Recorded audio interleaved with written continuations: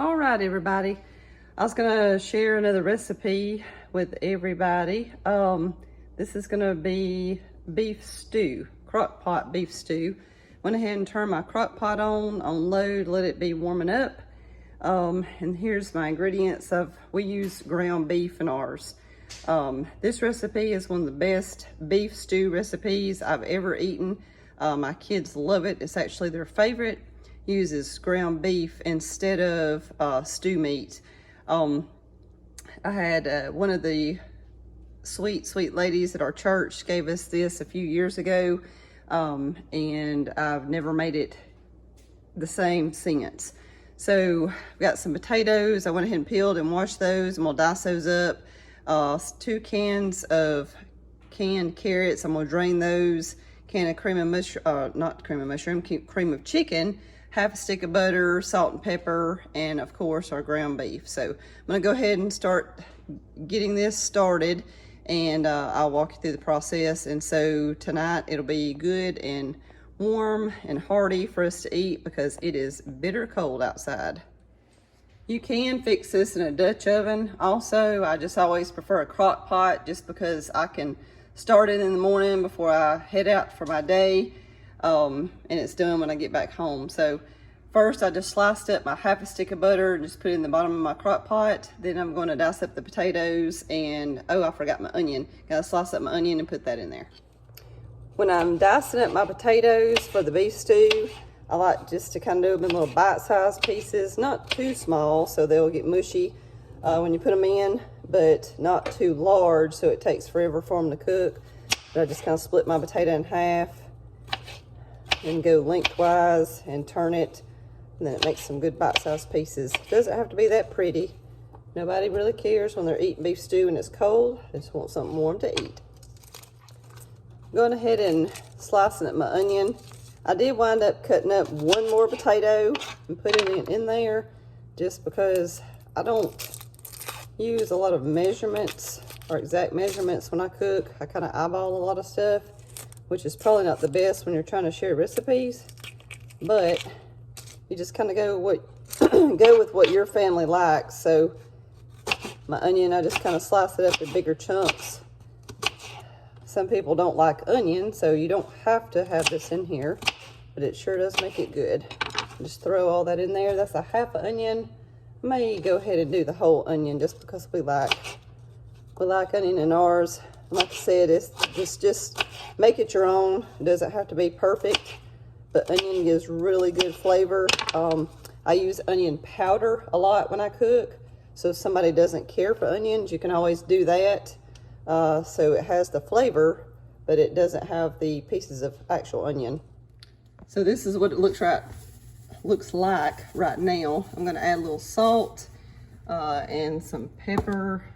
Grab my pepper here. Put some pepper on that.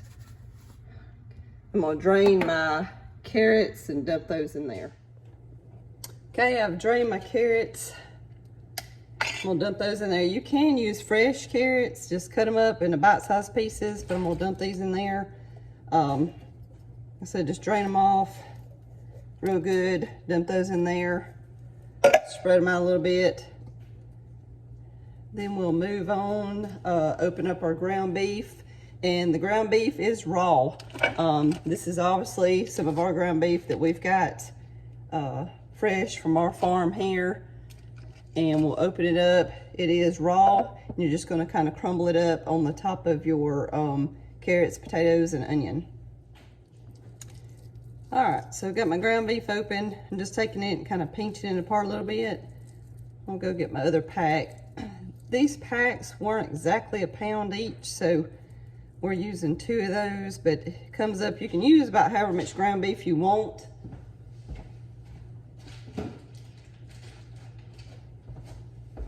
It normally calls for at least a pound of ground beef, but my family loves this, so we normally cook a little more, just make a big pot of it, and then it's really good for leftovers the next day, for lunch, or the next night for, somebody else calls them reruns. Just put that in there. break it all up, get it over all your vegetables. I'm gonna wash my hands and finish the rest. All right, so now the meat's in there. We're gonna actually sprinkle just a little more salt and pepper, just to your liking. You can always add more later, so you don't have to pile it on, because you obviously, if you put in too much, you can't take it out. But to me, things taste a lot better when they're actually cooked with your salt and pepper. Maybe it's just me, I don't know. And I'm sorry for the way I look, but I've been outside so cold and got a lot of layers of clothes on that it's a little difficult to take off. So I've spread out dumped in my creamy chicken. I'm gonna pause the video for just a minute, grab me a spoon to clean that out, and then put in about at least another half can, soup can of just water, and then pour that over there, and we'll seal it up and let her get started. Okay, for me, I'm gonna go ahead and spread this around. Need at least a half a can to maybe 3/4 of a can. I use just a little bit more just because, like I said, I put a lot more stuff in ours than just your basic recipe, just because we eat it a lot and we like it. So I kind of poke some holes down through there, let that water drain, and that water will help cook the potatoes. And if your carrots are raw, it'll help cook those also. And kind of tap that off there. And we'll put the lid on. And this will cook for about probably at least 6 to 8 hours. Then every now and again, if I come back in for lunch, I'll take it maybe when it looks like everything's kind of starting to cook really well. I have, if I'm here and available, I'll take and stir it up a little bit. If not, that's fine. You don't have to. But if I'm available, I will. But if not, just stir it up real good when you get home and enjoy. I'll show you how it turns out when it's finished. So it's gonna get everybody an update on how the beef stew looks about now. It's been on probably about 5.5 hours. So I've just stirred it up some, break up the hamburger meat, and kind of bust it up in smaller chunks, and had some grease from the hamburger meat on top. So I just took my spoon and drained that off a little bit. But just stir it up and let it cook just a little bit longer, and make sure your potatoes are tender, and soon it'll be ready to eat. So you can't have beef stew without cornbread. Some people like crackers, but we all prefer cornbread in this house. So just whisk up 1 large egg. Now it's going to just take some cornmeal. Again, I don't measure. I like my cornbread a little thicker. Shannon likes it thinner, but we normally kind of split the difference, and he gives me the middle and he gets the crust. Works out perfect. But I just throw a couple of scoops of this. I think this is a 1/3 cup measure. Yeah. So I just throw a few of those in there. Then just pour my milk in here a little bit, and I'll get some oil in there and get all this stirred up. So I put just a little bit of canola oil in there. Probably, I don't know, maybe not even a 1/4 cup of that. Again, I know it may look bad because I don't measure a lot with cooking. Now, if you're baking something, baking requires a lot more measurement a lot of times, but most of the time when you're just cooking a meal like this, it is measurements. Just you eyeball it, mix this up and pour it in the pan.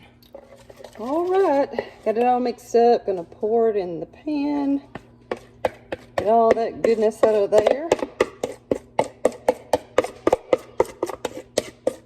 We'll put this in the oven for probably a good 25 minutes. It's just a small pan. It doesn't take too much.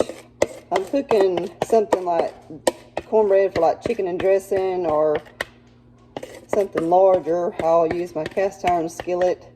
But for this pan normally works pretty good. So let's pop this in the oven. All right, we got the cornbread in there. I've got it set.